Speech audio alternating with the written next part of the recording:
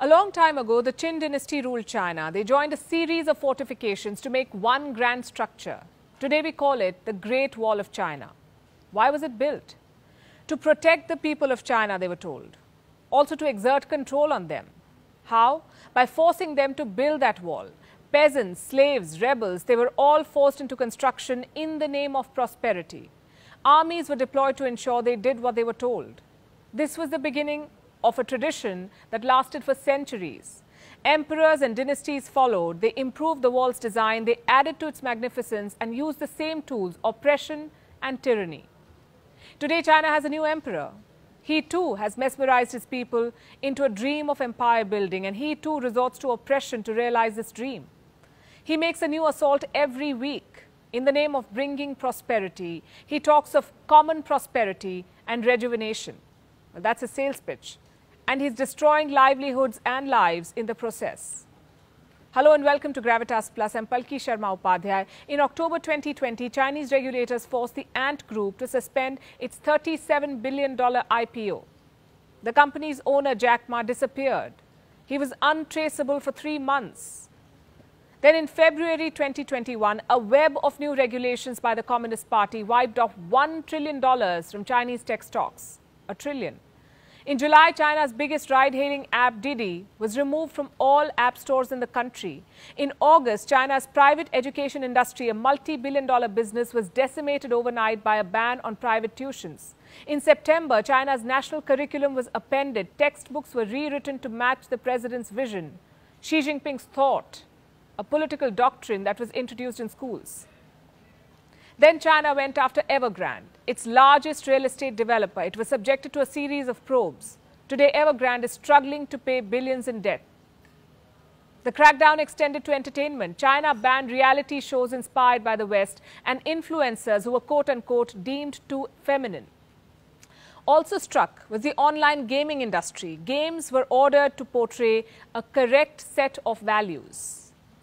Then came personality cults, like Zhao Wei, one of China's wealthiest actresses with millions of adoring fans. Beijing had her movies and news mentions scrubbed from the internet as if she never existed. All these crackdowns have prompted observers, investors, and literally anyone with a stake in the Chinese economy to ask a very pertinent question. What on earth is going on? Beijing has a new target every week. From capitalist enterprises to real estate developers, from tech titans to private tutors, from gaming companies to TV shows, from celebrities to quote-unquote effeminate influencers. No one is being spared in China. The crackdowns are both striking and significant. They point at a structural rectification. The CCP is tightening the screw on every sector and aspect of life. It's redrawing the very boundaries of business and society in China. What explains this? The paranoia of one man, Xi Jinping, a leader driven by the need for control, a man who likes to project himself as a savior. Xi Jinping has often been compared to Mao Zedong, the founder of the Chinese Communist Party, someone who functioned like a demigod. Mao ravaged his country in pursuit of communist ideals, and yet he commanded respect and adoration from the masses. No Chinese leader has ever commanded the same kind of respect or following. Not until Xi Jinping. Since coming to power in 2012, he has consolidated his control on the CCP, solidified his hold over the country. Some say he's even outshone Mao Zedong. Just look at how powerful he is right now. He heads all major institutions of power, from the party to the presidency to national security to the military. He's literally the chairman of all things in China. His name and ideology is enshrined in China's constitution. His power is absolute, his ambitions quite dreadful. Under Xi Jinping, we're seeing the rise of a paranoid superpower, one that wants to eliminate all perceived threats. And this paranoia can be traced to Xi Jinping's writings. Take this 2017 party publication, for example, where he wrote, and I'm quoting, "As the world's largest party, no external force can defeat us. Only we can defeat ourselves. We should stay alert of factors that could weaken our party's pioneering nature. Otherwise, small problems will grow into big ones. Minor slips will escalate into an irreversible landslide, probably even leading to broader and subversive catastrophe." Today, this exaggerated threat perception drives every single step that China takes, both internally and externally. The geopolitical jousting with its neighbors, the incursions in the South China Sea, the naval aggression in the Indo-Pacific, the border provocations in Ladakh, the bullying acts against Taiwan, the erasure of Tibetan identity, the repression of Uyghurs in Xinjiang, the purging of political opponents, and now a crackdown on the rich and the influential. All of this is being driven by Xi Jinping's paranoia and insecurity. He wants control, and he also wants to fulfill some prophecies. You see, when the foundation of the Communist Party was laid, its leaders set out two centennial goals. Goal number one, they envisioned China as a moderately prosperous society by 2021, which marks 100 years of the CCP's formation. Goal number two, they envisioned China as a global hegemon by 2049, which marks the 100th anniversary of the People's Republic of China. Shortly after his election in 2012, Xi Jinping called for his party to return to this mission and to achieve the two centennial goals. He unleashed an avalanche of change aimed at seeking rejuvenation and common prosperity. These two catchwords, they're tucked in every decision he takes. The CCP follows them like a mantra. They're woven into every state policy.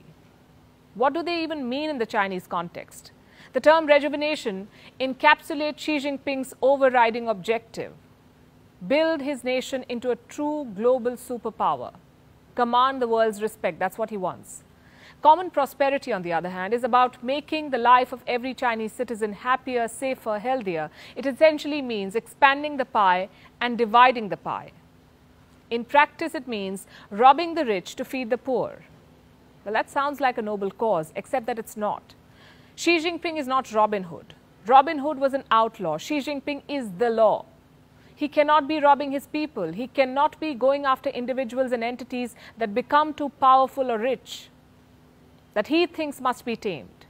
That is not social justice. That is power consolidation. Also, how did these people become rich and powerful?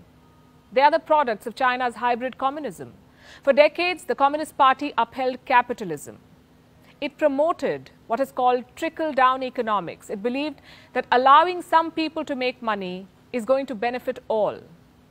In fact, in 1978, Deng Xiaoping, the then leader of China, said on record that China had no choice but to let some people get rich first. So much for communism. So why is the state going after them now? Because nothing else is working. The Belt and Road is failing, the economy is under stress, there is a power crunch, there is a shortage of chips, and to top it all, the Wuhan virus has poisoned the world. China's policy of zero tolerance has left it friendless. Tourism, hospitality, retail sectors, they're all suffering in China. Xi Jinping is suffering multiple setbacks, and he's blaming all of this on the rich and famous in China. He wants to harvest the wealth of the elite to win the loyalty of the poor. We told you about Jack Ma, the founder of Alibaba. He once used to be the poster child of China's technological rise. Today, he's public enemy number one. How did that happen? Because he dared to criticize the system. In October last year, Jack Ma called China's financial system a pawn shop that lacked innovation. Beijing slapped his company with a $3.7 billion fine, accusing him of breaching anti-monopoly laws. Hardly a day has gone by in recent months without the news of a fresh crackdown in China. Tencent, Evergrande, Meituan, Kanzun, Full Truck Alliance. The list keeps getting longer and nobody dares to protest. The fear of repression is enough to keep them in line. Memories of failed political revolutions are still alive in the minds of Chinese. They're passed down to the current generation as whispered warnings. The people of China have made an unspoken bargain of sorts with their government. The government promises a decent life to anyone who works hard. And in exchange, they stay out of politics. They stay silent when billionaires are jailed, look away when homes are forcefully demolished, and ignore protesters who climb rooftops. In China, George Orwell's predictions have come true.